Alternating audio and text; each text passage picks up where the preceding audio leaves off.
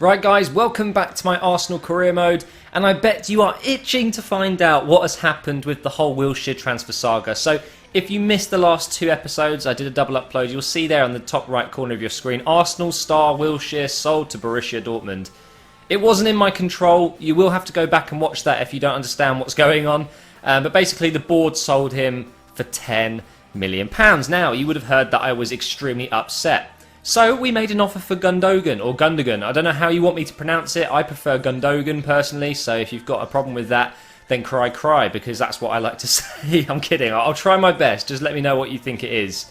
But it was rejected. I made an offer of for Gundogan of Mikel Arteta and something like £10 million, which was rejected. I think that was probably inevitable. So we've gone in with an offer of 10 million plus Sanya instead, and we will see how that goes. But we're in the transfer deadline day now, and I'm nervous because if you make a mistake, you can very quickly run out of time. And this will be the last chance to actually, get a replacement for Wilshere. You can see there, David Silva's gone to Dortmund as well. They're really pumping up that midfield, aren't they, with Wilshere and Silva.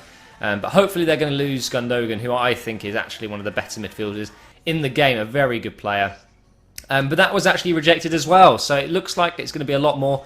They want 14.5 million plus Sanya, which I can't quite make with what I've got there. So what we're going to do is back out. I'm not going to go ahead and make a silly offer and potentially, get them to reject it again. Then I have to waste 2 more hours.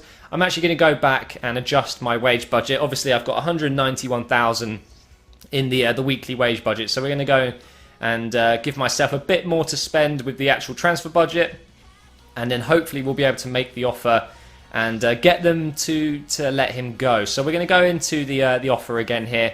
14.5 million is what they wanted, and I thought I'm going to do something a little bit stupid. Looking at this now, I kind of regret this, but I don't know. I felt like a man, and I offered 14 million plus Sanya. I thought, because of the experience I've got so far with the game, that they might actually accept that. So we'll soon find out. We got an offer to take Bentner out on a short-term loan. That's great. It means his wages are covered. I'm not using him. And we also got an offer for Sanya, but obviously that is part of the deal with Gundogan, so I don't want to be selling him. So we're going to go ahead and reject that offer from Stoke. But yeah, that means we've got a bit more wages because of Bentner going. And hopefully, fingers crossed, Dortmund are going to come back and say, we are happy with that, and you can actually go ahead and have some contract talks with the player. But look at that, Barcelona interested in Aguero. There's so many good players that are being interested from many different clubs. You've got Benzema there, who's gone to Inter. You've got Marchetti, who's gone to Chelsea. Who are we going to get, though? Are we going to get him? No. They've come back and said they want 14.5 million. I've still got time, so I guess the risk I took it was okay in the end. So this should be enough. They should actually let me go ahead and talk to the player now.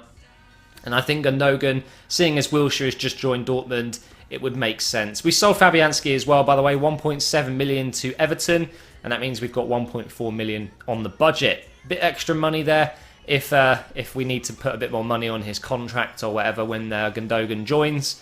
So let's see what's going to happen. We've only brought in Montoya, we've got rid of Rosicky, we've got rid of actually quite a few players, and I don't want to become a selling club. But unfortunately on FIFA, when players get old, they're pretty much pointless to keep hold of because they do drain away your wages. You're better off actually offloading them when they hit the 30s and bringing in some younger players. But there you saw the good news. First of all, we've got an offer for Burak Yilmaz. There's absolutely no way I'm selling him. He is in his prime right now. What a striker he is. But there is the good news underneath, guys. Transfer offer accepted. 14.5 million. And Sanya. Now, the reason I'm going with Sanya is because we've bought Montoya, and a lot of comments were use Montoya in the first team and sell Sanya. So that's what I'm going to do. He wanted 110,000 per week. I've offered 115 just to make sure we absolutely get this player at the club now. I don't want to go through any negotiations in the last few hours of this window. There's only 4 hours left. There you can see Bentner's gone out. Obviously, Wilshere has gone. I still can't believe that's actually happened. It's just depressing. And Fabianski has gone to Everton as well. I'm not sure why Everton, but, doesn't matter. But there we go, guys. Yes, we've done it. We've signed Gundogan. This was by far the most popular choice. Fabregas was quite popular as well, but it turns out I could not afford Fabregas. I did actually have a little look around, and it was looking around the 30 million mark. So, yeah, Fabregas, it wasn't a realistic signing for me. And I thought Gundogan would actually suit that CM role a little bit better than Fabregas would maybe in this Arsenal team. I don't know, actually. It was a little bit of a difficult one. I'd rather have Fabregas playing where Ozil is, if you know what I mean, kind of more attacking. I needed someone to sit in Wilshere's role, which was, a bit of a defensive midfielder, but has the capability to rush forward. And that's exactly what Gundogan can do. And there he is, 23 years old, 84 overall.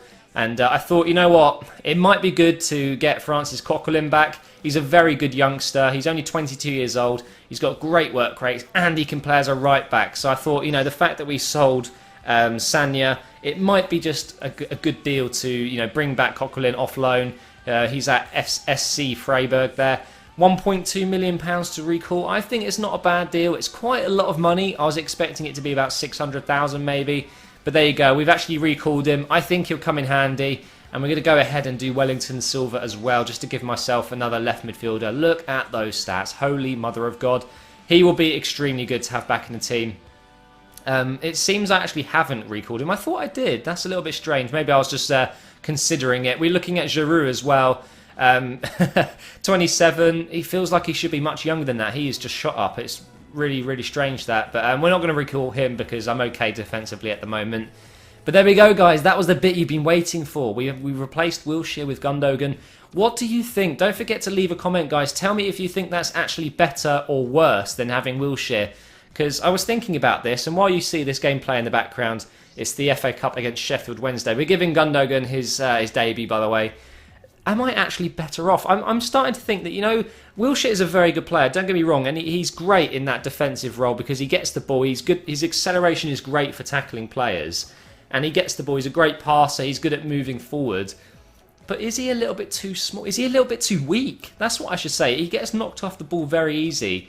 And his height isn't the best. Gundogan, I think, is 1 inch taller than him.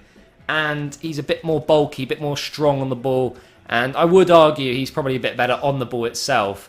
I think I might actually be better off. The only downside to the whole thing was the fact that obviously I lost quite a bit of money on Wilshere. I could have got maybe even 40 million for him from one of the big clubs, I don't know. But, that's part of career mode, guys. It does shock you every now and again with these surprise transfers. I guess it's kind of realistic. It can happen in real life.